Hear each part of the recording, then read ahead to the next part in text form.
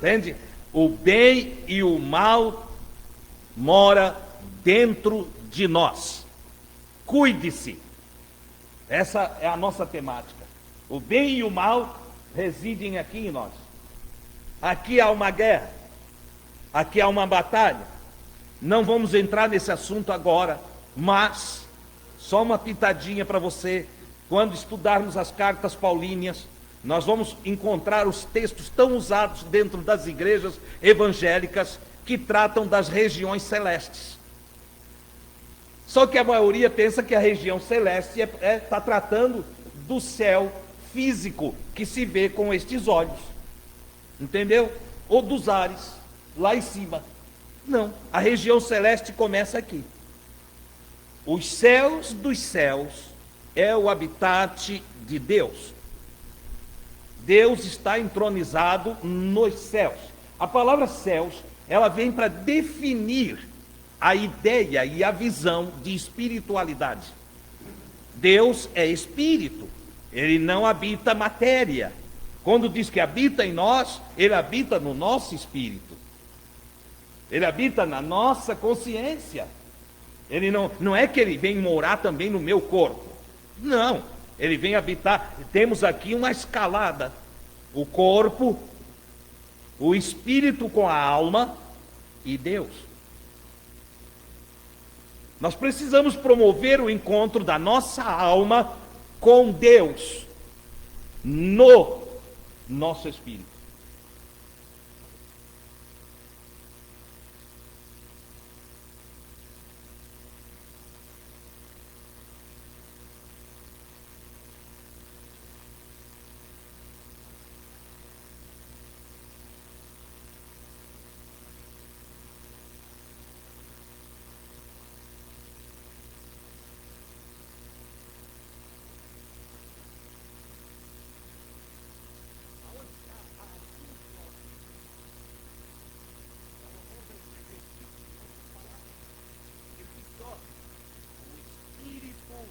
Do homem é de Deus.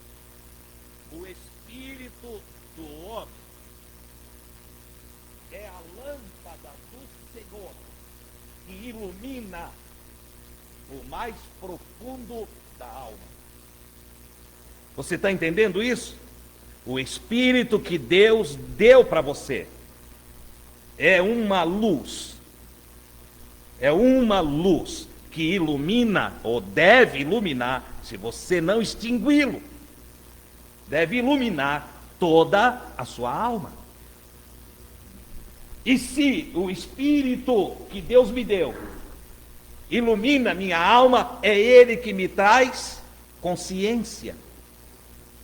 Então meus desejos, minhas intenções, minhas vontades, minhas motivações e o meu próprio ser precisam ser crivados.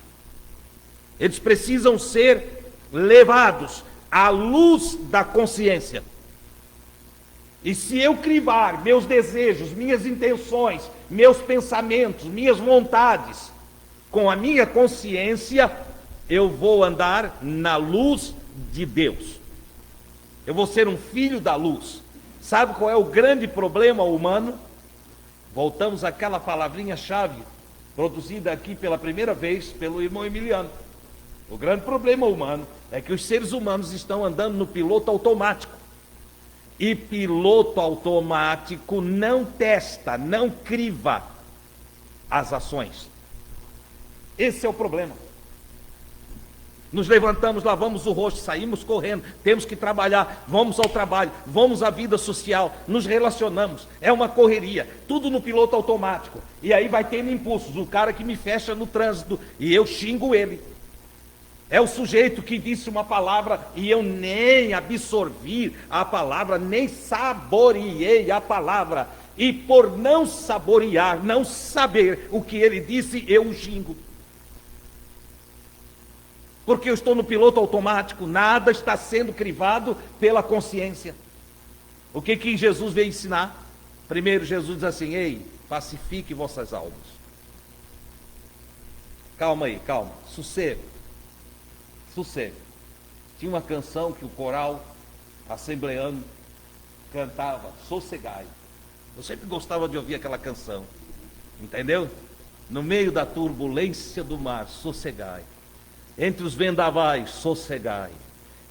Diante dos conflitos da vida, sossegai. Entende? No mar revolto, sossegai. Sossego. Você consegue ver Jesus estressado? Você consegue ver Jesus numa correria? Você consegue ver Jesus dar um passo sem boas intenções? Você consegue ver partir da boca de Jesus palavras que não foram primeiro medidas da sua consciência? Você consegue ver uma ação, um estender do dedo ou um olhar a partir de Jesus que antes não tivesse vindo da luz de Deus no seu coração? Você consegue ver isso? Não. E se você não consegue ver Jesus assim, por que você é do jeito que você é? Porque a gente diz, eu sou um cristão. Nós dizemos, eu sou um cristão. E nós somos tão diferentes do Cristo. Por quê? E por que os cristãos têm medo de dizer, como Paulo, eu sou um imitador de Jesus? Você sabe por que não? Porque falta consciência crística. Porque falta espírito cristão. Energia. Espírito é sopro. Ruá, ou pneuma, sopro. Entendeu? Você está mistificado, talvez vê espírito como uma coisa. Entende? Ou uma pomba, ou um personagem criado pela teologia. Mas é só energia. Energia do bem, energia da vida. Energia maravilhosa que vem de Deus, que emana de Deus. Entendeu? Quando Jesus disse, o Espírito do Senhor Jeová é sobre mim, ele estava no equivalente dizendo assim, olha, o ruá de Deus está sobre mim. Ele estava falando lá em aramaico, e a palavra ruá é hebraica. Entende? E ele estava dizendo, o ruá do Senhor, o sopro do Senhor, a energia do Senhor, o impulso do Senhor é sobre mim.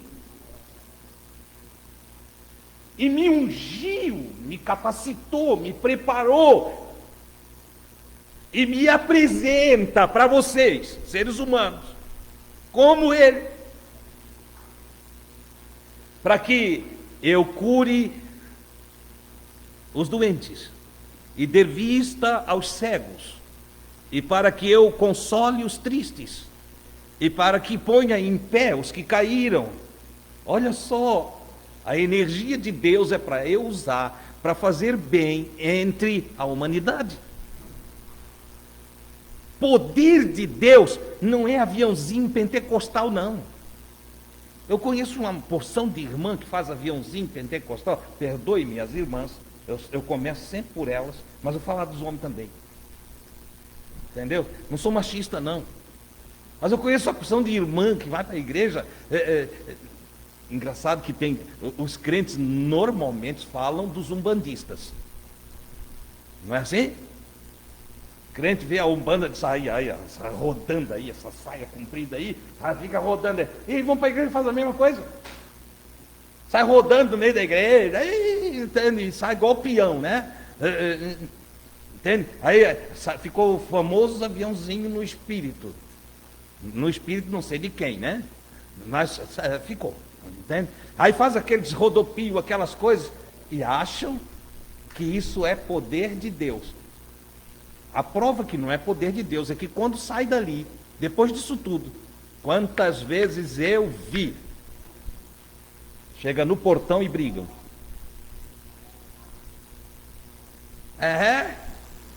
Sai do portão da casa de Deus, já brigados.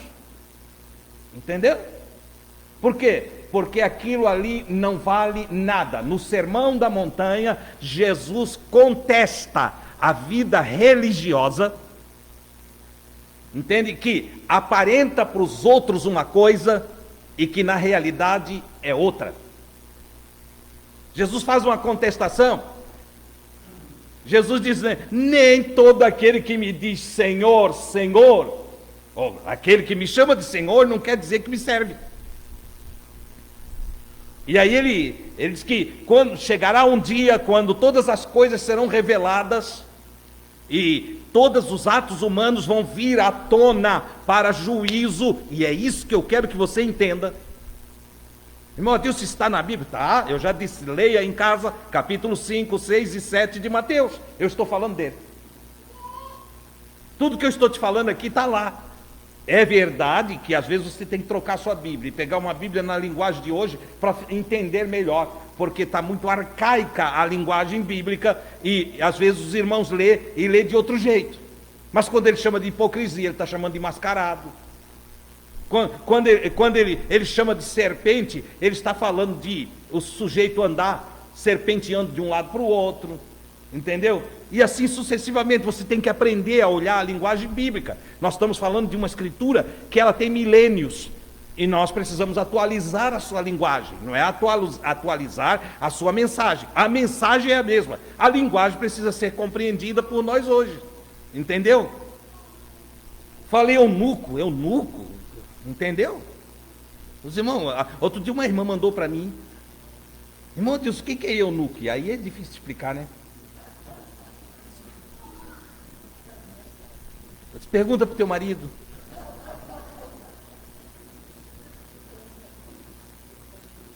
Entendeu? Eu não sabia se ela tinha capacidade para me ouvir objetivamente. Eu não sabia. Aí tem que ter um autocontrole na exposição da coisa. Entendeu? Mas tem que atualizar a linguagem. Tem que atualizar. Entendeu? A castração fazia parte da vida humana no período em que Jesus viveu. Antes dele e depois dele. Você entende? Então, a anulação do sexo do indivíduo era constante. Roma fez muito disso. Os reis faziam. Os reis precisavam de homens que cuidassem das suas esposas. E o que eles faziam?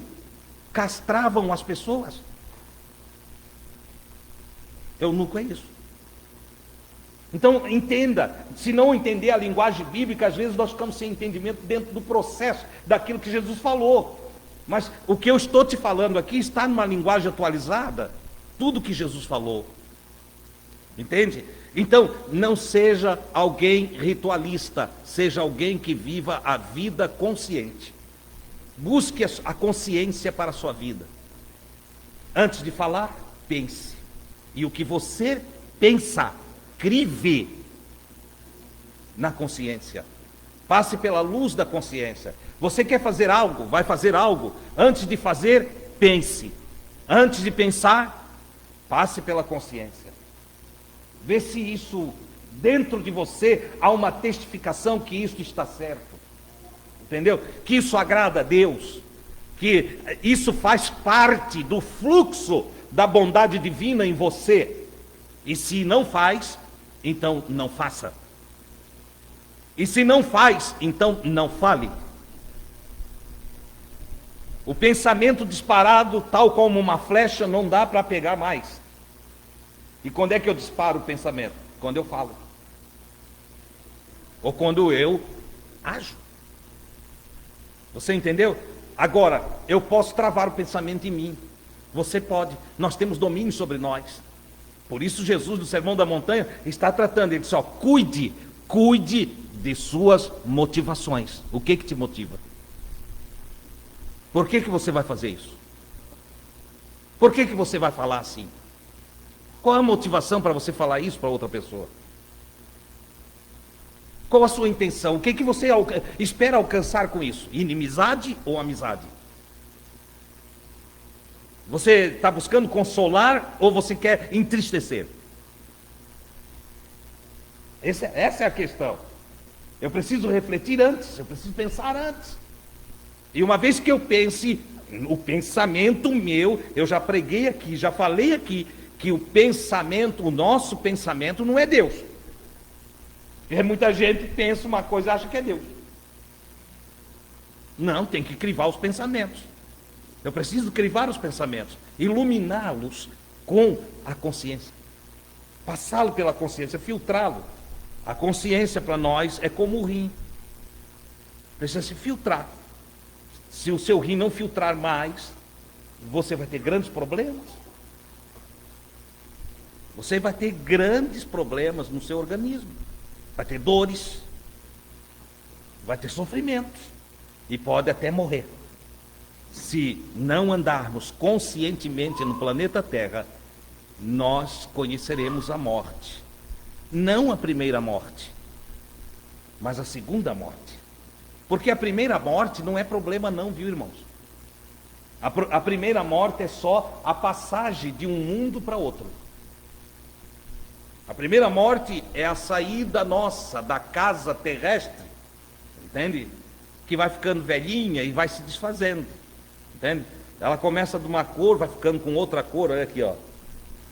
Já está toda branquinha, entende? E no processo é isso aí. Ela vai se desfazendo. Mas o Paulo escreveu: quando essa casa terrestre mortal, vaidade, isso aqui é passageiro, o corpo é passageiro. Aliás, nós começamos a morrer quando nascemos aqui. Você sabia disso? É por isso que eu não gosto de festa de aniversário. Eu não gosto de ir. Os irmãos aí já me convidaram várias vezes, eu não gosto. Entendeu? Eu não sei o que tem para comemorar.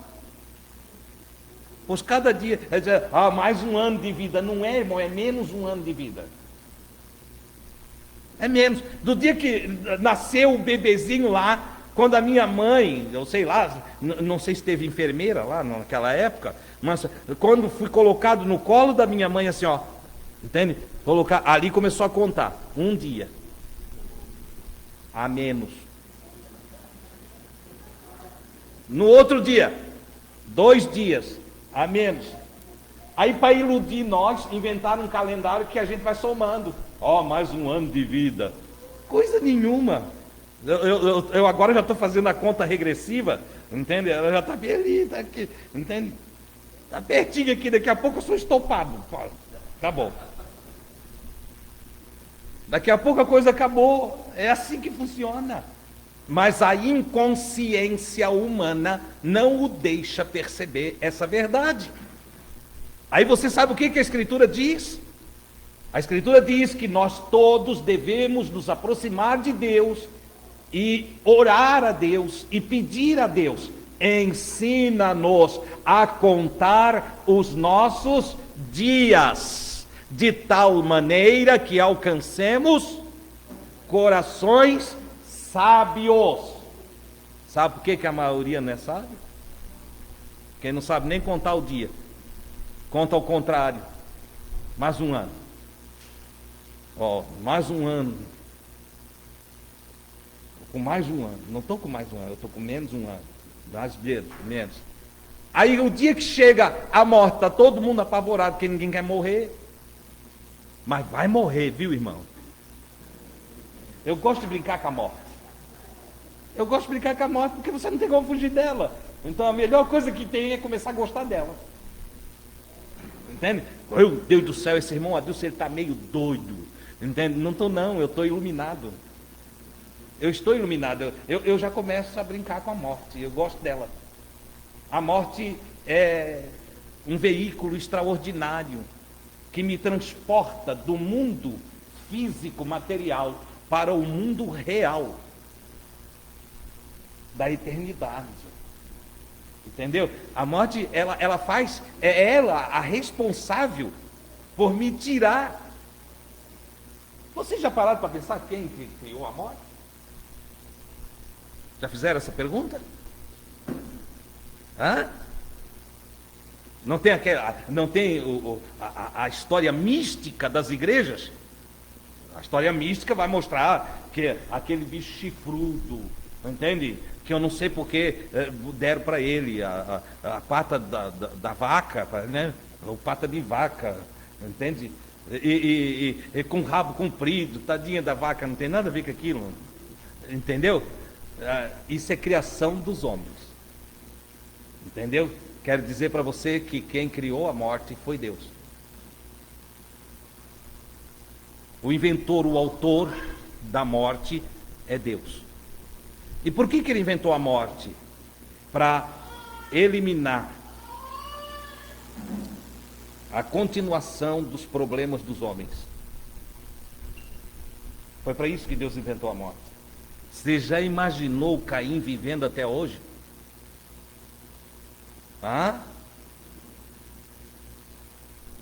Era pior do que o Putin.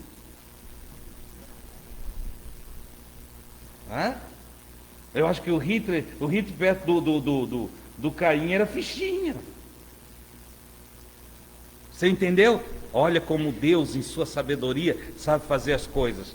Aí ele disse: não, eu vou promover vida em abundância e eu vou dar vida perdurável para todo aquele que for do bem.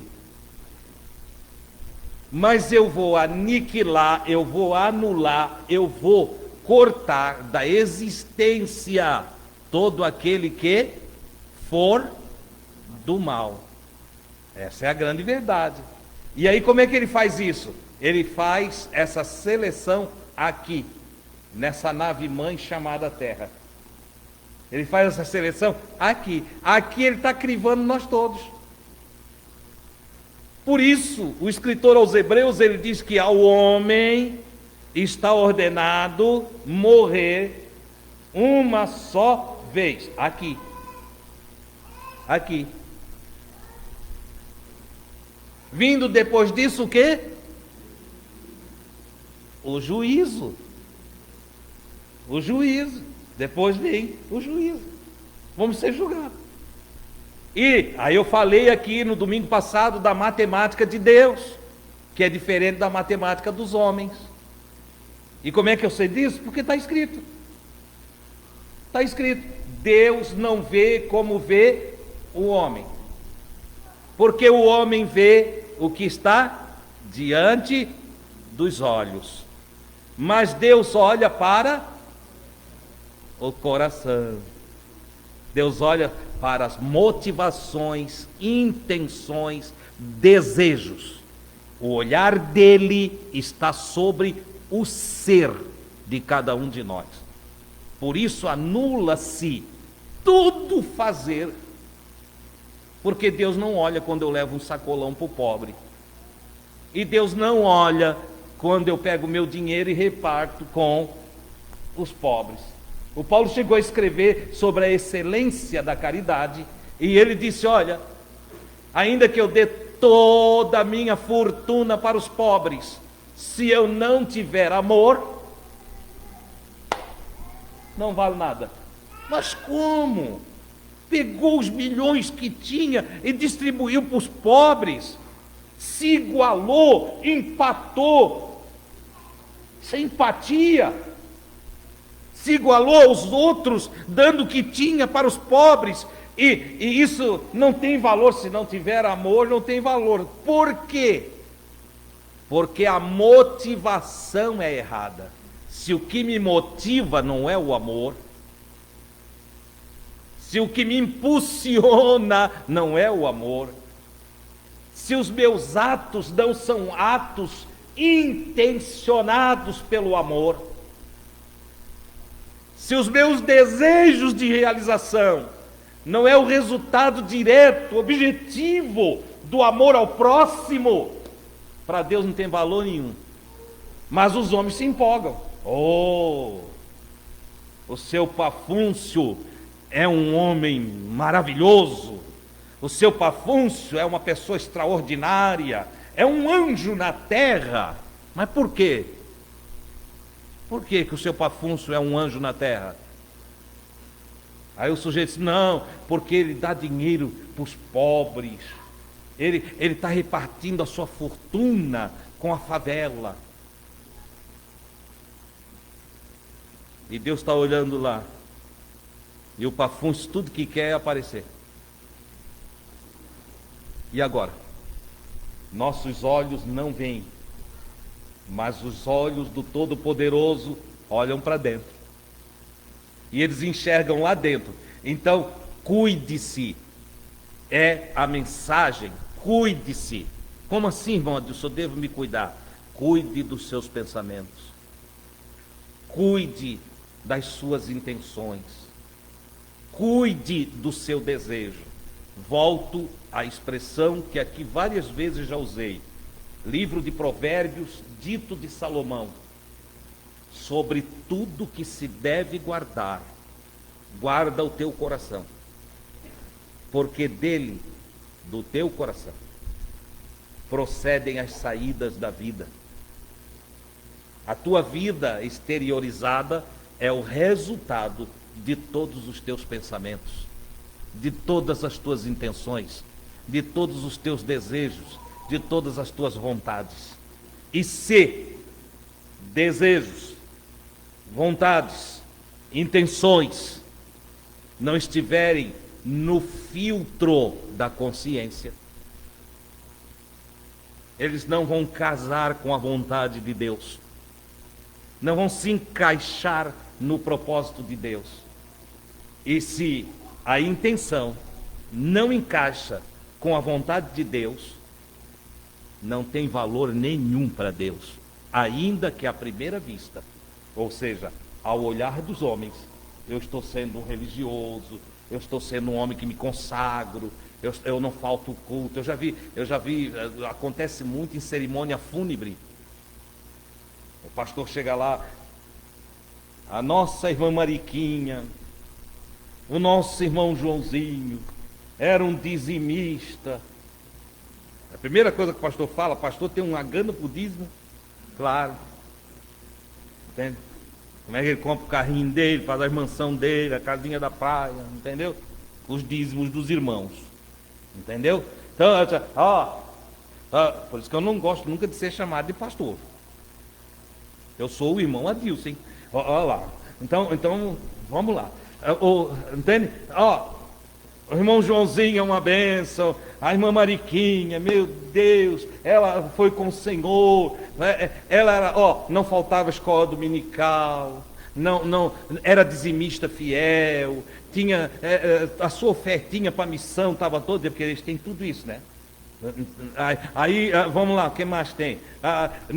Ela sempre usou a fitinha de afastamento de maus espíritos no pulso, que a fitinha custou uma graninha, entendeu? Ela deu o 13º salário dela para construir o nosso templo. Ela está com Jesus, ela está garantida, porque era uma anjinha. Aí Deus está olhando a Mariquinha.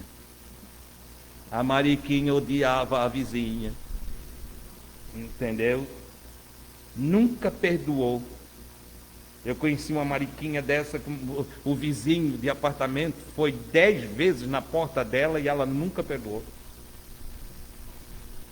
Olha a anjinha. Entendeu? A Mariquinha caluniava as pessoas da igreja, tudo. Não podia ver uma moça namorando que ia entregar para o pastor. Fofoqueira, miserável. Entendeu? A Mariquinha tinha um dedo esticado para todo mundo. Entende? Tirava cisco do olho de todo mundo. Machucou muito o olho, porque ela tinha uma trave na cara dela. Entendeu? Ela andava com uma tábua na cara, mas que tirava cisquinho do olho dos outros. Olha lá, tem um cisquinho no teu olho aí. Apontava defeitinho dos outros e ela tinha grandes defeitos. A Mariquinha só tinha a intenção da sua religiosidade, dos seus ritos. Ela queria aparecer para a igreja que ela era devota, carola, abençoada, mas na grande verdade dos fatos era motivada só pelo seu egoísmo. Sabe o que Jesus vai dizer para ela? Aparta-te de mim, maldita. Veja, olha a expressão. Não é aparta-te de mim, amaldiçoada. Não é assim. Tem aquela história, a maldição hereditária, a maldição, é tudo lorota. Eu quero que você aprenda nessa noite ou você é um abençoado, conforme capítulo 5 do Evangelho de Mateus. Bem-aventurado. Ou você é do ser. Ou você é um bem-aventurado, um abençoado, ou você é uma maldição. Não é que você é amaldiçoado. Deus não vai te amaldiçoar nunca. E se alguém te amaldiçoar e não tem causa para essa maldição, está escrito que a maldição sem causa não tem valor nenhum. Se o meu pai e a minha mãe olhar para mim e me amaldiçoar sem causa nenhuma, eu não sou amaldiçoado? Mas eu posso ser uma maldição na terra? E quando é que eu sou uma maldição na terra? Quando eu não sou um abençoado. Como é que é esse negócio?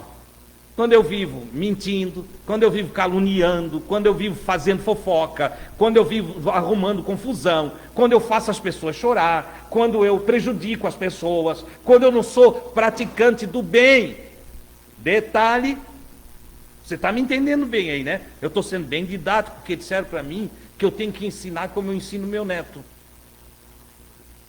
O meu neto Vitor, ele vem fazer pergunta e eu começo a ensinar para ele exatamente como estou fazendo aqui. E aí o meu filho, o Jonatas, olhou e disse: ô pai, tu tem que ensinar assim, ó, porque quando tu ensina o Vitor, nós entendemos. Vocês também são criança. Mas sabe que eu cheguei à conclusão que é assim que tem que ser?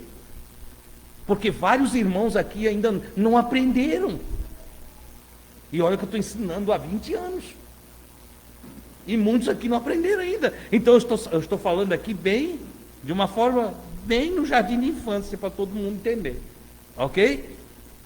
Então, olha lá. Não fazer o bem. Você não precisa fazer o mal. Entenda o que eu vou te falar aqui. Você não precisa fazer o mal para ser um amaldiçoado. Como assim, irmão Deus? Se eu não faço mal, eu não sou amaldiçoado? Não. Se você não fizer o bem, você é um amaldiçoado. Você não precisa fazer o mal. O deixar de fazer o bem, a omissão, te faz um amaldiçoado. Quando você lê no Evangelho de Lucas a respeito daquele sujeito rico que tinha o Lázaro pobre, que mendigava lá no seu portão e que tinha chagas e se assentou lá. A Escritura não diz que aquele rico era ladrão, a Escritura não diz que aquele rico era malfeitor, a Escritura não diz que aquele rico ele trazia prejuízos para, objetivamente, diretamente, ele não prejudicava o Lázaro. Veja que ele nem mandou tirar o Lázaro do portão dele. Qual é o mal que aquele homem fez? O mal que ele fez é que, vendo o pobre, não aproximou-se. Ele foi omisso. O mal que ele fez é que, vendo o outro com fome, não deu pão. O mal que ele fez é que, vendo aquele com frio, não deu uma blusa. Que vendo a chuva, o anoitecer embaixo de chuva no relento, não o abrigou. O mal daquele rico foi não fazer o bem. Então entenda, é maldito, é uma maldição o ser humano que, vendo o seu semelhante, não faz nada para melhorar a vida dele. Se nós não fizermos diferença nessa terra, nós nos encontraremos com Cristo para receber dele uma palavra dura, terrível, horrível: não te conheço. Mas Jesus, eu ia na igreja.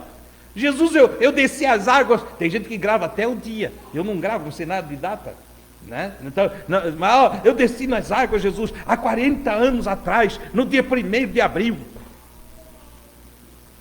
E daí? Não te conheço. Mas, Senhor, olha bem, no teu nome eu até curei alguns enfermos. Eu cheguei lá, tinha um cara canceroso, eu pus a mão sobre ele e eu disse: em nome de Jesus, sai câncer! E o câncer saiu. E Jesus: mas não te conheço não. Não te conheço. Senhor, estás de brincadeira comigo. Eu até profetizava. Eu falei várias profecias que se cumpriram, Jesus. Eu profetizei que as águas iam invadir o Itajaí-Açu, e elas estão lá correndo até hoje, Jesus. Eu profetizei, Jesus, que ia haver uma seca. E houve uma seca. Cara bom, hein? E Jesus olha: mas não te conheço, filho. Não te conheço. Não lembro de ti, não tem nada contigo. Quer saber uma coisa?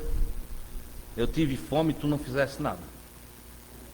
Eu tive sede e tu não me deu água. Eu estive nu e tu não me vestiu. Eu estive enfermo e tu não fosse nem fazer uma visitinha para mim. Mas Jesus, eu nunca te vi com fome, eu nunca te vi, na verdade eu nunca me encontrei contigo lá na terra, eu nunca te vi. Quando deixastes, por isso ele é o filho do homem, não é? Assim, ó, filho do homem, eu estou fazendo assim para chamar a sua atenção, tá? Mas não é que Deus não é homem, Deus não é homem, filho do homem, aí a pessoa acha que é lá de cima. Não, Jesus é o filho do homem. Ele é um dos filhos da humanidade. Entendeu? Você também é filho do homem, não é não? Ou é filho de cabrito? Não, você é filho do homem. Por isso, porque Jesus disse que ele é o filho do homem. Claro que ele era filho do homem. Ele nasceu de mulher, nasceu da Maria, logo é filho da humanidade. Entendeu? Resultado. Só que a pessoa fala é filho do homem pensando em Deus. Não é assim? Na mente da gente vai Deus, né? É o filho de Deus. Não, é filho do homem. Ele é um dos filhos da humanidade. E aí ele diz que toda a humanidade, não é os crentes assembleianos, não é os crentes batistas, não é os da quadrangular, não é os da Deus e Amor, não é os católicos, e também não são os amigos de Jesus só não. Quando deixastes de fazer a um destes pequeninos irmãos meus. Pequeninos aqui, pobrezinhos. A um destes pobrezinhos irmãos meus. Jesus era irmão de todos os irmãos. É Ele que nos ensinou que nós temos um Pai só. A humanidade só tem um Pai. Oh, glória a Deus, é o Pai nosso que habita os céus. E neste sentido, somos todos irmãos uns dos outros. E quando deixamos de fazer a um dos nossos pequenos, pobres irmãos, nós deixamos de fazer para ele. Por quê? Porque perdemos a consciência crística. Sou um cristão, mas passo de lado pelo necessitado. Sou um cristão, mas quando o vizinho pede uma ajudinha, digo: vai trabalhar, malandro. Eu nem me inteiro da situação do indivíduo. Entendeu? E o cristão que vê o pai que não trabalha, a mãe que sofre na mão daquele pai que não trabalha, e as criancinhas tudo chorando de fome, e olha e diz: eu não dou porque esse malandro não trabalha. E o que a criancinha tem com o malandro? Quando deixastes de fazer a um destes pequeninos irmãos meus, a mim o deixastes, apartai-vos de mim, malditos. O equivalente: sai daqui, maldição. Para longe de mim, maldição. Por quê? Porque no reino de nosso Senhor, no reino de nosso Senhor Jesus Cristo, não tem maldição. Só entra praticante do bem. Vinde, benditos de meu Pai, vós todos, que vendo alguém com fome deste de comer, que vendo alguém pedir água deste de beber, que encontrando o nu, não fizeste de carne o dele, mas o cobriste. Oh meu Deus, ajuda-nos, Senhor, a andar na tua luz. Faz de nós, Senhor, pessoas como Jesus, que não olha, que não julga, que não estende o dedo. Continuando, tá? O texto você vai ler em casa. Eu anotei aqui, mas não vou ler mais nada. Entende? Capítulo 6 traz todo um conjunto de ensino em que leva nós a... Capítulo 6 de Mateus tem todo um conjunto de ensino em que leva nós a olharmos o engano religioso dos dias de Jesus. Sacerdotes, a começar por eles. Jesus não teve choque com a população de Israel. Jesus teve choque com a religião de Israel. Você entende? Com os donos dos dízimos. Não, Deus, tu é contra o dízimo? Já perguntaram assim para mim. Tu é contra o dízimo? Quer ver crente ficar irado e a gente dizer que é contra o dízimo? Deus me livre de eu dizer que sou contra o dízimo. Se eu disser que sou contra o dízimo, a crentalhada toda não olha mais para mim. Entende? Claro que eu não sou contra o dízimo. Eu dei tudo para Jesus. Como é que eu vou dar dízimo? Meu dinheiro é de Jesus, minha casa é de Jesus, meu carro é de Jesus, eu sou de Jesus, minha família é de Jesus, todos somos de Jesus. Que dízimo que eu vou dar? Não tem mais nada para dar. Eu vivo para Ele. Eu vivo para Ele. Vou contar algo para experiência, não para me elevar diante de vocês. Trabalhávamos no Candói e víamos que os irmãos se assentavam em bancos feitos de tábua de caixaria sem encosto. Recebi o meu salário e eu olhei para a irmã Gui e disse: tens coragem de ficar um mês sem salário? Como assim? Estou querendo pegar o meu salário inteiro e comprar banco que presta. Tem umas irmãs velhinhas que ficam ali, não tem onde encostar, não tem uns irmãozinhos bem judiados, bem sofridos na vida. Vamos crer que Jesus vai cuidar de nós esse mês e vamos dar o salário todo? Não quero que você se impressione comigo, eu não fiz nada demais não. Conheço pessoas que eu poderia elogiá-las do que eu já vi elas fazer. Eu me sinto um nada perto delas. E a irmã Gui disse: eu creio que Deus cuida de nós. Eu digo: então está feito. Fui lá numa marcenaria, eu disse: quanto é que você faz isso assim para mim e tal? Eu disse: tanto. Eu disse: pelo menos uns 6 bancos nós colocamos ali dentro para deixar para os irmãos mais idosos. Mas... E a gente deu. A gente fez isso. Porque não buscamos os nossos interesses. Não estávamos olhando para o nosso conforto. Estávamos dispostos a jejuar 2 dias e comer um pãozinho na casa de alguém que nós ia visitar. Entendeu? Estávamos dispostos a fazer mais 3 dias de jejum e esperando em Deus. Obviamente que Deus não falha. Sem que ninguém soubesse do que nós fizemos. Hoje eu estou contando, já passou-se 18, mais 20, 23 anos. Eu estou contando aqui, ninguém nunca soube daquilo. Eles lá não sabem até hoje. Entende? Quando fez uma semana que nós estávamos sem mais nada em casa, tinha salário. Veio um médico espírita, pediu para me conhecer. Abrimos a porta da casa, ele entrou. O senhor é o novo pastor? Ele chamava de pastor. O senhor é o novo pastor aqui? Eu disse: sou eu. Ele disse: sabe que nesse município precisava de um templo bonito para enfeitar o município? Eu disse: vai ter. Vai ter? Eu disse, vai ter um templo muito bonito aqui. A pobreza. Sim, eu quero ajudar a fazer um templo bonito aqui. Eu disse, contamos com a sua ajuda. Foi embora. Foi ver a esposa dele.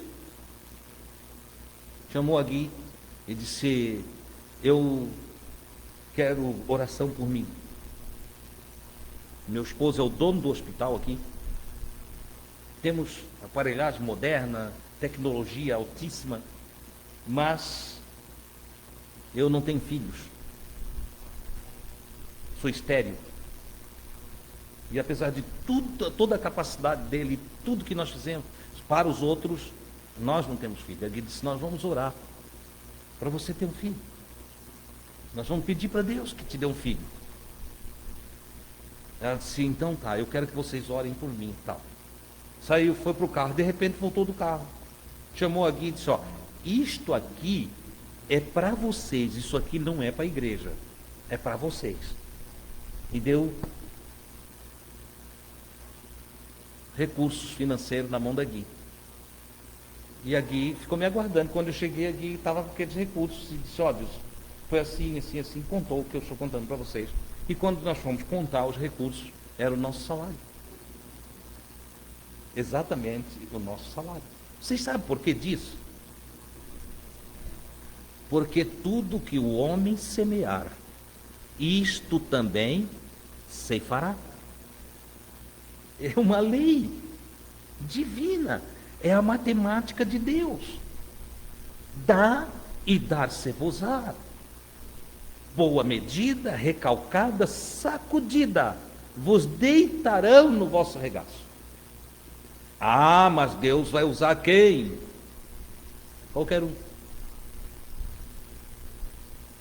Eu acho interessante que algumas pessoas que oram, elas ficam na expectativa de quem vai ajudá-las é alguém de perto, alguém que elas ajudaram. Eu quero te dizer nessa noite, normalmente quem vai te ajudar não é quem você ajudou. Para que as suas esperanças não fiquem nos vínculos da amizade, do parentesco, entendeu? Para que haja uma manifestação da criação a teu favor. O Criador preparou leis que executam a sua vontade segundo o seu decreto. Ele já decretou. Às vezes quando a gente conversa da intervenção de Deus, olha, será que Deus vai intervir lá em casa? Só, não, Deus não intervém assim. Alguns acham até que eu não creio em milagres, que eu não creio em coisas dessa natureza. A certo ponto eu não creio mesmo, entende? Como assim, não? Tu não acredita em milagre? Não, é que eu acredito que tudo é muito normal. Tudo é normal. Eu não consigo mais ver o milagre. O que eu consigo ver é um Deus que de uma forma muito natural, muito normal, determina as condições dos acontecimentos e dirige a vida, entendeu? Agora sem privilegismo, viu? O Adilson ora muito, então eu abençoo o Adilson. Sobre o Adilson não cai chuva, sobre o Adilson o sol não é escaldante. Não. Vai chover lá em casa. Se quebrar a telha e eu não arrumar, posso orar até gastar toda a saliva. Vai chover dentro de casa. Você entendeu? Eu acordei, eu sou todo consagrado, eu jejuo, eu oro, eu faço tudo conforme está escrito, e eu acordei hoje pela manhã.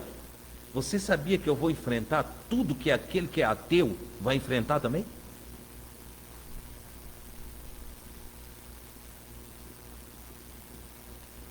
Tá, irmão, disse, mas para aí, Deus bota o anjo dele, o anjo do Senhor, acampa-se ao redor dos que o temem e os livra do mal. Não vai nessa. Não é por aí. Não é por aí. Não, porque os seus 1000 cairão ao teu lado. Lembrei agora de um irmão que trabalhou conosco lá no sítio que tínhamos. E quando começou a Covid, ele quase brigou comigo. Fiquei até com medo de ficar perto dele, porque eu usava sempre um facão na cintura. Entendeu? E aí chegou lá, disse, não, irmão Adilson, no crente fiel não pega. Eu disse, cala essa boca, homem. Não fala essa besteira. Não, porque está escrito, 1000 cairão ao teu lado, 10.000 à tua direita, e tu não serás atingido. Eu disse, irmão, vai te vacinar. Põe a máscarazinha. É porque tu está desviado, tu está incrédulo, porque tu está virando ateísta. Eu disse, não, eu estou iluminado, eu estou conscientizado, eu estou na luz do Cristo, homem. E ficou tão bravo comigo, que eu tive que pôr ele no lugar dele. Eu disse, o senhor está falando agora com muita ignorância, se ponha no seu lugar. Ele falou, viu que estava me desrespeitando. De tão irado que ficou. Eu não estava lá, eu queria estar. Mas eu já tinha vendido o sítio quando a Covid pegou ele. Como eu queria estar perto dele. Eu sou humano também, tá? Eu não sou assim, ET não, tá? É que eu queria dizer, te desviasse, né?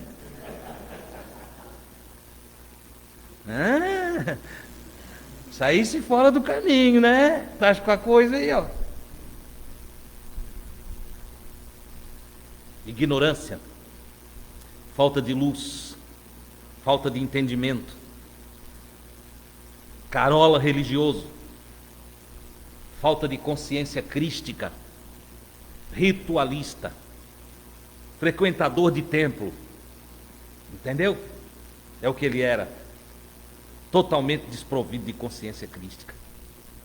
Ora, o próprio Cristo diz, Deus é bom, até para com os ingratos e maus, e faz com que o seu sol, de quem é o sol?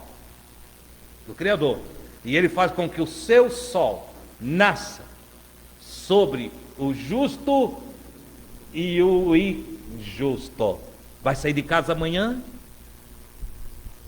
Se aquele trem da morte não passar hoje. Entendeu?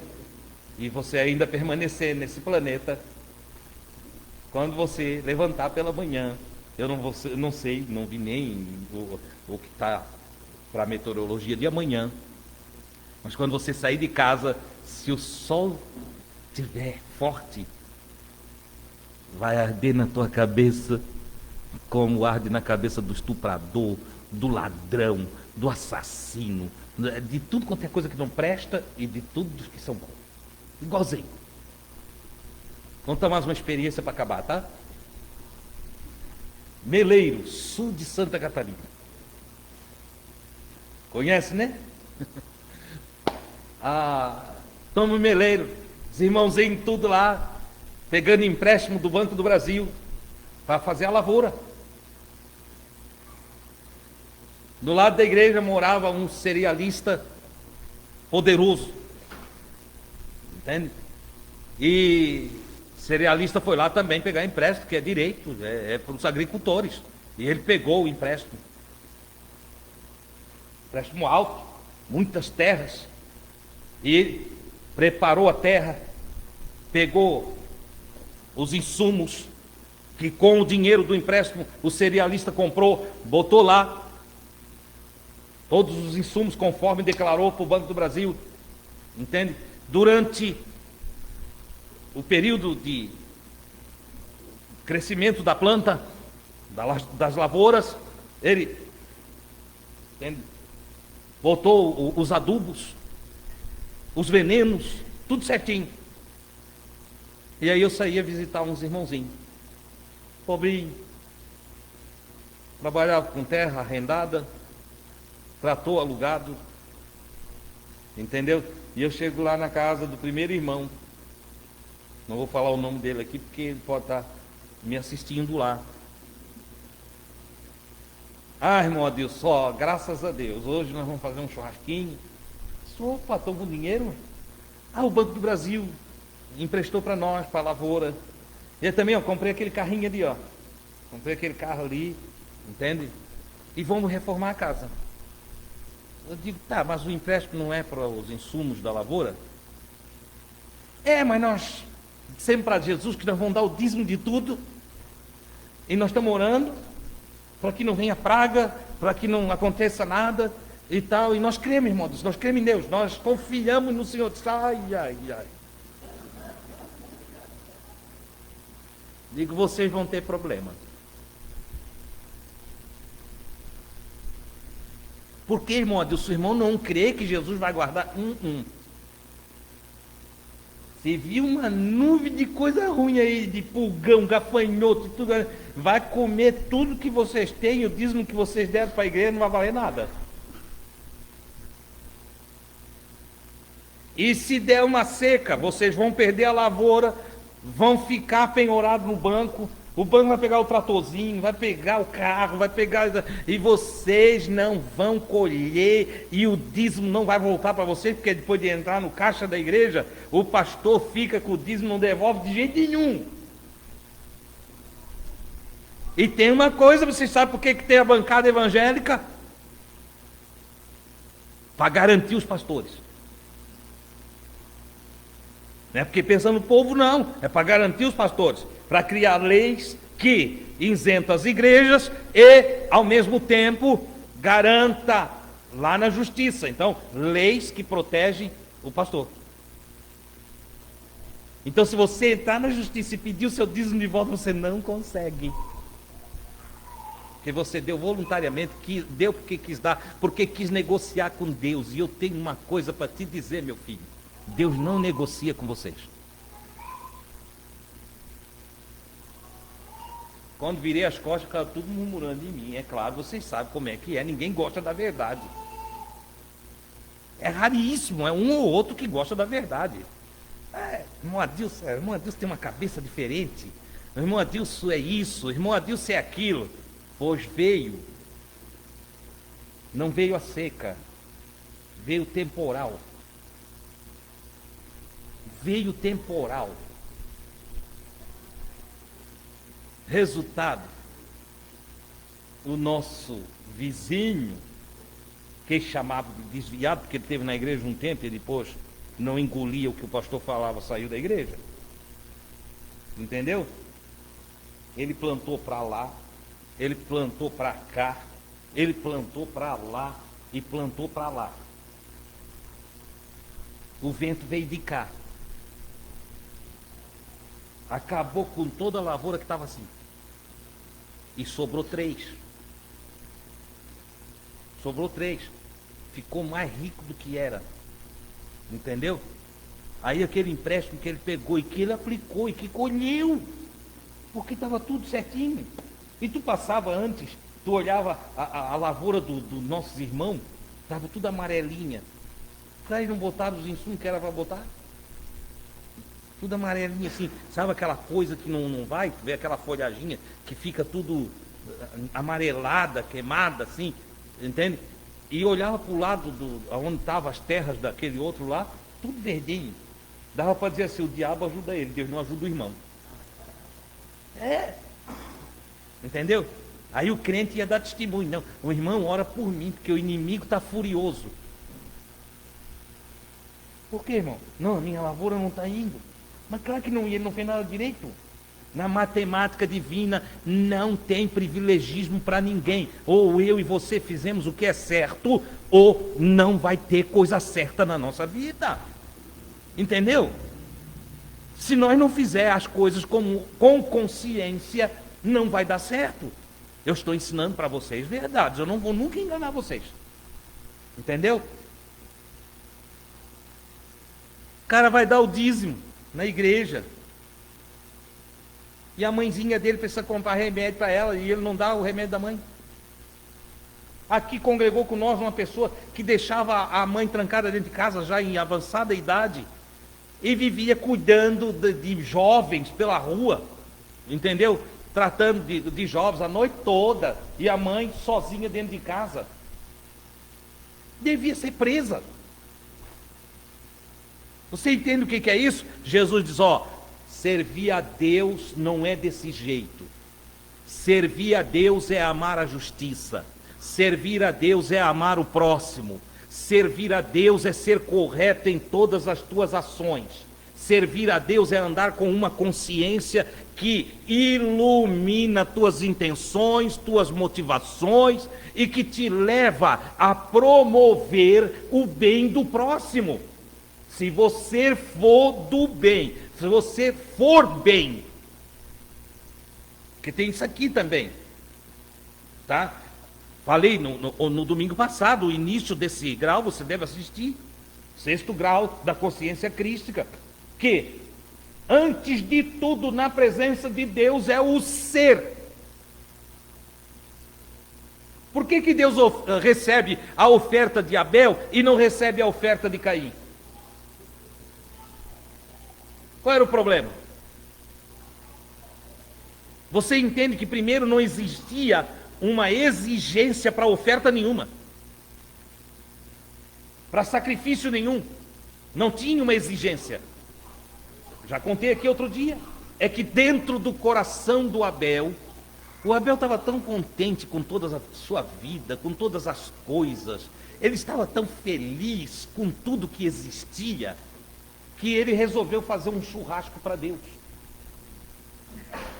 Deu na cabeça dele, foi coisa dele. Não existia, dali para trás não tinha sacrifício nenhum, não existia religião. O Abel simplesmente olha, ele é criador de ovelhas, e ele está tão feliz. Teve um dia que ele acordou-se lá e disse, hoje eu vou fazer um banquete para Deus. Como assim, Abel? Vou fazer um sacrifício para ele. Não é um sacrifício, ele não chamou de sacrifício. Eu vou ofertar para ele um cordeiro desse meu aqui. Aí Deus não quer carne, rapaz, Deus não vai comer. Não, eu vou oferecer. O coração dele estava motivado para oferecer para Deus alguma coisa.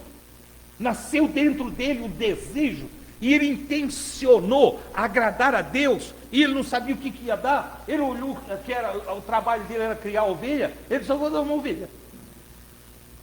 Mas eu não vou pegar a ovelha e dar para Deus fazer um curralzinho no céu, e aí cria a ovelhinha lá. Não. Ele disse, eu vou matar a ovelhinha, vou fazer um churrasco bom, entende? Acendo uma lenha aqui, vou assar, e eu não vou comer dessa ovelha. Essa ovelha eu vou queimar todinha para chegar lá para Deus. Era o coração de um homem lá dos primórdios. O Caim olha e disse, eu vou fazer também. Mas o Caim estava meio ruim da vida, sabe? Ele estava com um nó na tripa. Chegou lá e disse,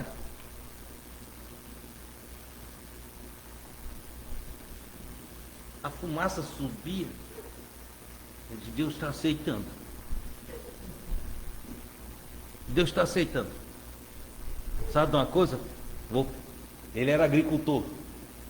Vou pegar umas cebola, umas cenoura, umas espigas de milho, vou colher aqui umas abóboras e umas batatas doces e vou oferecer para Deus também, porque olha lá, sobe a fumacinha lá do sacrifício do Abel. Motivação do Caim? Inveja. Intenção do Caim? Copiar o irmão.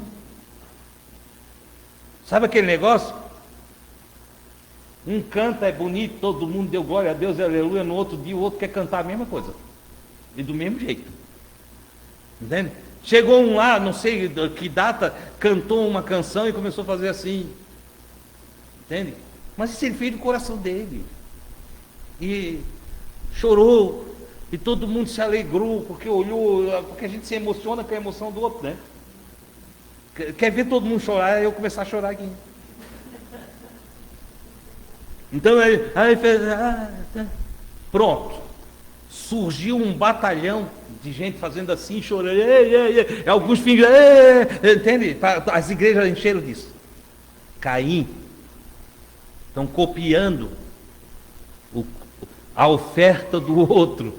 Irmão, vais te aproximar de Deus? Te aproxima como tu é. Entendeu? Te aproxima como tu é. Tu fala erradinho, é? Fala assim mesmo, Deus gosta. Deus dá risada quando tu fala. E se a alegria do Senhor é a nossa força. Ele fica todo contente lá. Igual o vovô quando vê o netinho começar a falar. Entende? E faz o neto repetir a mesma coisa várias vezes. Entende? Que embrulha a língua toda, a gente ri. Deus também. O Criador sorri quando o sujeito é sincero na sua presença. Quando se aproxima como criança.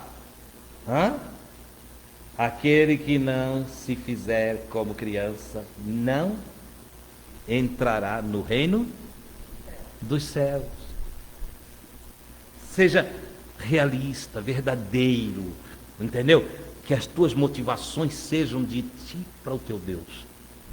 Que as tuas intenções sejam de fato agradar a Deus. É assim que funciona.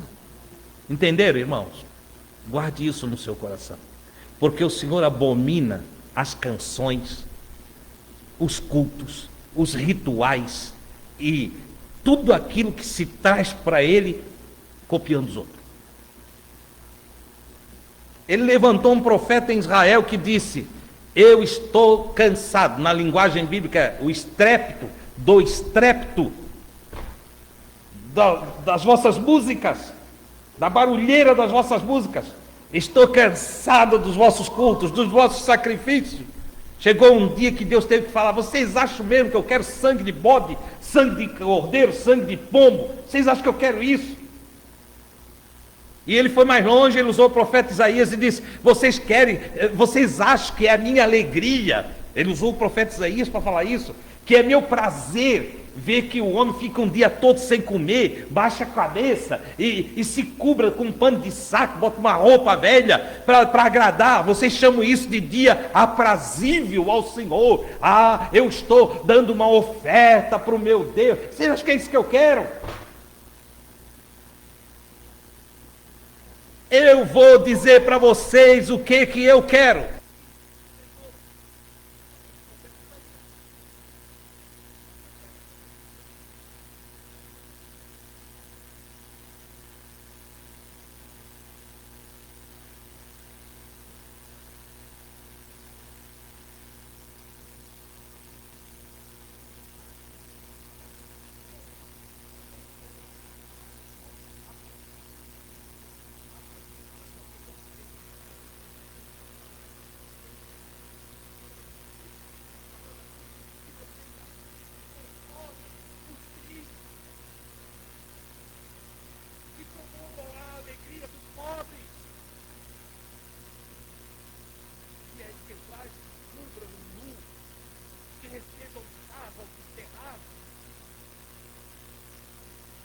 Isso sim é dia aprazível ao Senhor, quando a consciência crística me domina e eu promovo o bem de todos os irmãos. Quando eu deixo das amostragens, do teatro, das máscaras, quando eu jogo fora todas as camadas de imitações, todos os véus, entende, que me esconde, que esconde a minha verdadeira identidade. Quando eu paro de dizer para os outros que Jesus é bom e eu vivo reclamando da vida. O que agrada a Deus é quando eu deixo de dar a paz do Senhor, irmão, sem ter paz. Quando eu paro de falar para os outros da oferta e eu mesmo quero dar o que tenho. Você entende?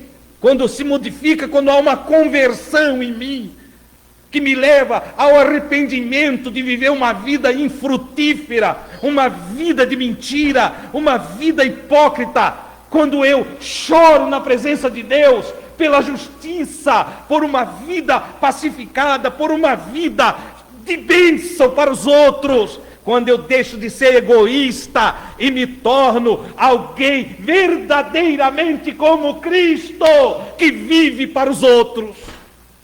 Aleluia! Aí eu agrado a Deus. E só assim Deus me recebe com muita alegria. Fora isso, vou enganar o Todo-Poderoso? Vou enganar a Deus? Não dá. Grave essa frase. Quando você estiver na presença de Deus, falando com Deus, antes de falar, eu sei que a maioria de nós se encheu de blá blá blá para Deus. A maioria de nós foi ensinado a falar, falar, falar e falar. Quem veio do catolicismo aprendeu que é 10 Pai Nosso, 20 Ave Maria, e assim vai. Nunca esqueço de quando esperei um dia para ver o padre Marcelo rezar o Santo Anjo do Senhor. Ele repetiu 15 vezes: Santo Anjo do Senhor, poderoso guardador. E eu achei interessante a frase. E ele para, repete: Santo Anjo do Senhor, poderoso guardador. Santo Anjo do Senhor, poderoso guardador. E foi. E eu fiquei esperando, que eu queria que ele completasse. Eu achei que a oração ia ser uma oração bonita, mas a oração era só essa mesmo, 15 vezes para Deus. Deus estava assim, irmão, por aqui, entende? Eu disse: meu, Jesus já tinha falado: quando vocês for orar, eu estou falando para o Padre Marcelo, mas para aí. E nas igrejas evangélicas?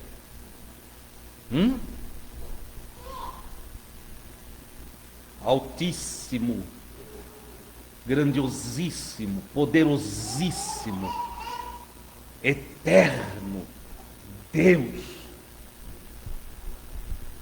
aqui estamos para glorificar teu nome. Você entende que isso tudo é blá blá blá? Isso tudo já está decorado, é no piloto automático. O que Jesus está dizendo? Ele diz: quando vocês orar, vocês não vão orar assim não.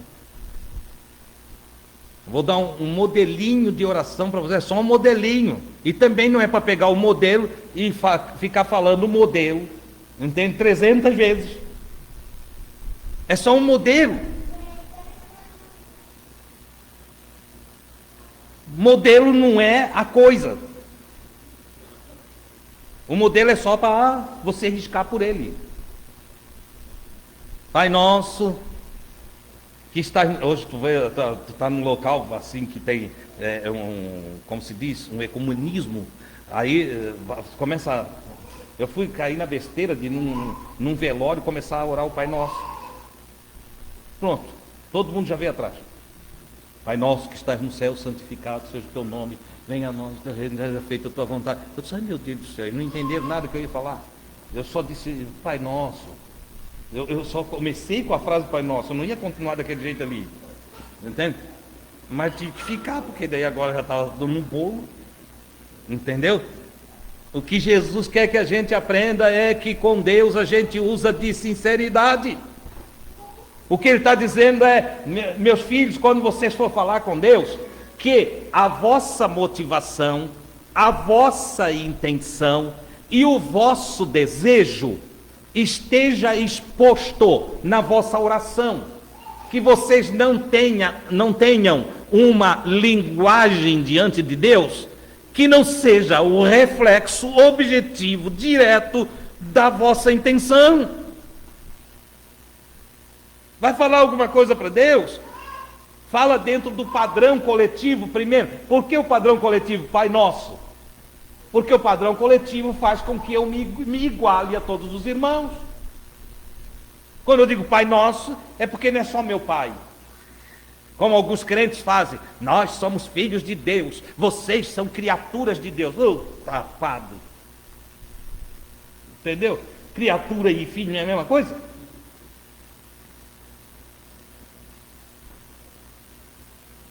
Não, não, nós aceitamos Jesus, nós temos Deus. Vocês não aceitaram Jesus? Estão tudo no inferno. É verdade, né? É verdade. Porque ouvir uma frase dessa já está no inferno mesmo, né? É infernal a frase do indivíduo. Você entende? Aí Jesus diz, vocês param com essa coisa. Param com essa coisa aí de dizer que esse ali é criatura, esse aqui é filho. Quando vocês orar, vocês vão dizer, Pai nosso, é Pai de nós todos. Pronto. É Pai de todo mundo. Mais tarde o apóstolo escreve e diz que Deus é aquele o qual toda a família da terra toma o nome. Toda a família da terra toma o nome. Entendeu? Nós vamos nos dividindo por raça, cor, tamanho, né? Até tamanho. Se faz distinção entre o alto e o baixo. Entende? O anãozinho passa trabalho com o gigante. Entende? Mas Jesus está dizendo, não, ele é o pai do gigante, ele é o pai do anão. E ele é o pai dos medianos que estão aqui entre um e outro. Deus é o pai de todo mundo. Não tem outro pai não, é Pai nosso. Santificado, integralizado, inteiro, seja o teu nome. Que o teu nome esteja com todos. Que em todos os lugares, em qualquer canto do planeta. Mas o índiozinho lá não ouviu Jesus, então ele não tem nada com Jesus. Meu Deus do céu, quem é Jesus? Quem é Jesus? O que é Jesus para você? Você já leu nos evangelhos o que Jesus é? Jesus é a luz. O índiozinho tem luz lá? Ou é só noite para ele? Entende? Jesus é a fonte da água da vida. Ele é vida. O índio ele é um zumbi? Ele anda... Ou ele tem vida lá? Eu estou falando do índiozinho.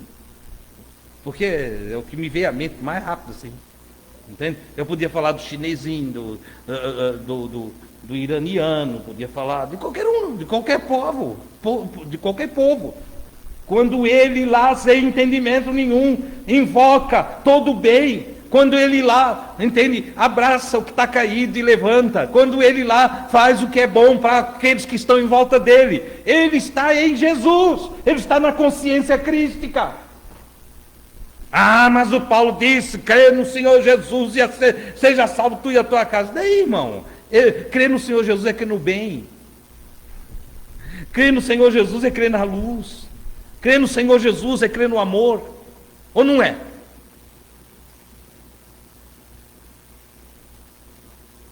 Não, tem que ter o nome. Tem que ter o nome. Se for pelo nome, nós estamos tudo perdidos. Porque o nome não é Jesus.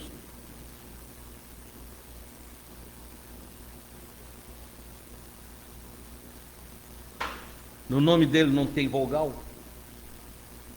E agora? Você está entendendo o que eu estou falando? Adquira a consciência crística. Cristo é muito mais do que um homem. Ele é muito mais do que um nome. Ele está para além da mente. Você entende? Não conseguimos defini-lo. Para uns ele é um louco, para outros ele é um gênio, para outros ele é Deus, para outros ele é a vida, para outros ele é a ressurreição, para outros ele é a visão, para outros ele é a capacidade da audição, para outros ele é o ar que respira, ele é tudo em todos. O Paulo define, vai fazer um resumo de tudo que Jesus é. Ele diz, ele é tudo em todos, porque por ele, para ele e por intermédio dele são todas as coisas. Então não é, irmão, um nome. É a vida. Não se pode pegar aquilo que organicamente uma pessoa escreve ou fala e transformar. Não se deve, não é que não se pode, não se deve. E transformar num ritual. Você entendeu? Então, fique com essas palavras, cuide de você, faça uma viagem para dentro de você, conheça a você mesmo. Eu não posso ir embora sem dizer uma coisa aqui. É um percentual, não de pesquisa, mas é um percentual intuitivo meu. 99% das pessoas passam muito trabalho, mas muito trabalho, tem muita dificuldade, porque não se conhece. Porque não tem tempo para se conhecer. Porque não examinam a si mesmo. E eu não sou uma novidade a falar disso. Eu podia invocar aqui uma lista de filósofos que trataram desse assunto. Mas não vou invocar nem Freud. Eu vou invocar as epístolas de Paulo, apóstolo de Jesus Cristo. O Paulo, examine-se o homem a si mesmo.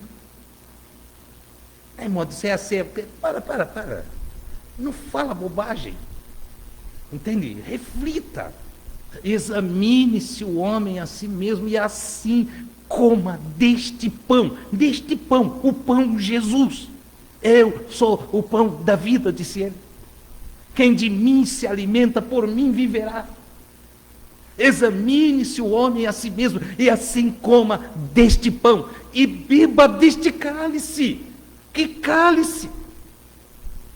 O cálice do Evangelho.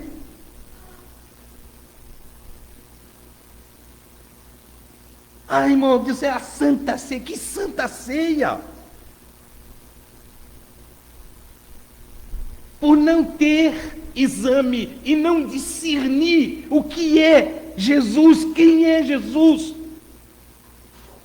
Não ter discernimento da absorção do cálice da salvação. Por não ter discernimento, há muitos entre vós fracos e doentes. Porque se vocês se examinassem a vocês mesmos, diz Paulo, se vocês fizerem exame de vocês, se vocês começarem a conhecer a vocês mesmos, vocês vão encontrar as vossas motivações, as vossas intenções, vocês vão dominar os vossos desejos, os impulsos internos de vocês vão ser submetidos ao crivo da consciência. E então, vocês não seriam julgados. Mas porque não há exame de si mesmo, nem julgamento de si mesmo, o que se faz é julgamento dos outros. Então há alguns de vocês que já faliram na fé, já morreram na fé, já não acreditam em mais nada, já não têm confiança, não têm esperança, estão submetidos a crises depressivas, a angústias profundas, já não têm expectativa futura. Mas sabe por quê? Porque vocês estão passando por um juízo. O juízo que é para aqueles que não examinam a si mesmos. Mas, e é interessante que o juízo é feito no mundo. O julgado, em seus desvários e desvios, sofre no mundo. Mas se vocês examinassem a vocês mesmos, vocês não seriam julgados e não sofreriam com o mundo. Para se cumprir a palavra do Cristo que disse: no mundo tereis aflição, ponto e vírgula. Em mim vocês têm paz. Quem é que tem paz? Aqueles que, examinando-se a si mesmos, vão se entregando ao governo do Cristo. Esses têm paz, ainda que estejam no mundo, só que não são do mundo. Eu estou me fazendo entender aí, irmão? Como assim, irmão? Nós estamos no mundo, mas nós não somos do mundo? Claro que nós não somos do mundo, nós somos seres celestiais. Nós não somos carnais, nós somos espirituais. Nós não, ao menos eu entendo que todos aqui encontraram-se com Cristo e querem Cristo. Você entende? Cuide de você, examine a sua vida, não julgue ninguém. Capítulo 6 do Sermão da Montanha. Não julgue ninguém, não aponte os dedos, não vai disparando sentença. Entende? Nós temos que cuidar disso, a nossa língua é muito ligeira. Não, ele tem que se arrebentar todo mesmo. Não fale assim, não fale, treine você mesmo para não ir nesse impulso. Entendeu? Porque se você faz assim, vão fazer com você. Porque com o juízo com que julgares, sereis julgados. Com a medida que vocês medirem, vocês serão medidos. As palavras duras que você tem para o outro, elas voltarão para você. Inclusive, o juízo será sem misericórdia. Você entende o que é isso? O juízo será sem misericórdia para os que não têm misericórdia. É bem-aventurado, é abençoado os misericordiosos, porque eles alcançarão misericórdia. Mas se não há misericórdia, o juízo será sem misericórdia. Olha que coisa! O quanto eu preciso cuidar de mim, o quanto nós precisamos cuidar de nós. Deixe o outro, o que você não sabe, não opina. O que você não entende, não fale. Não queira ser doutor sem conhecimento. Não expresse opinião a respeito daquilo que você não domina. Esse é o ensino de Jesus Cristo para que nós tenhamos uma vida alegre, uma vida feliz, uma vida abençoada, uma vida conduzida pela consciência crística. Que Deus nos abençoe. Eu vou precisar de falar muito.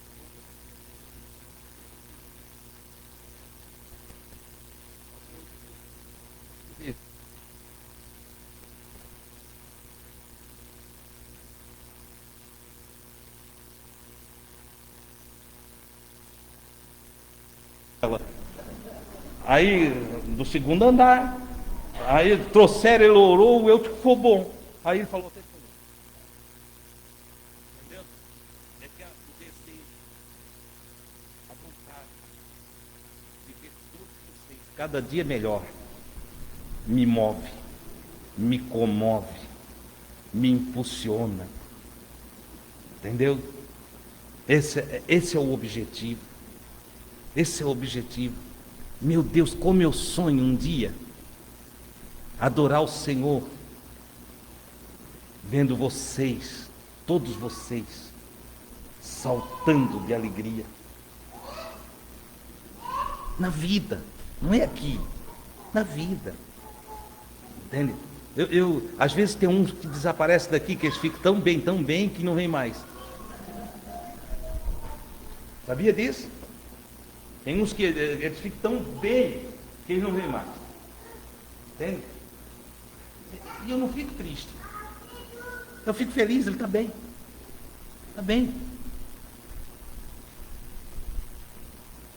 Tem irmãos que dizem, oh, o irmão fulano não veio mais. Eu digo, graças a Deus, ele está bem. Porque se ele não ligou pedindo ajuda e ele não está vindo mais, é porque está fazendo festa. Está fazendo festa. Eu digo, glória a Deus. Claro que ele deveria querer mais, porque vêm os dias difíceis, né? E tem lições que são perdidas.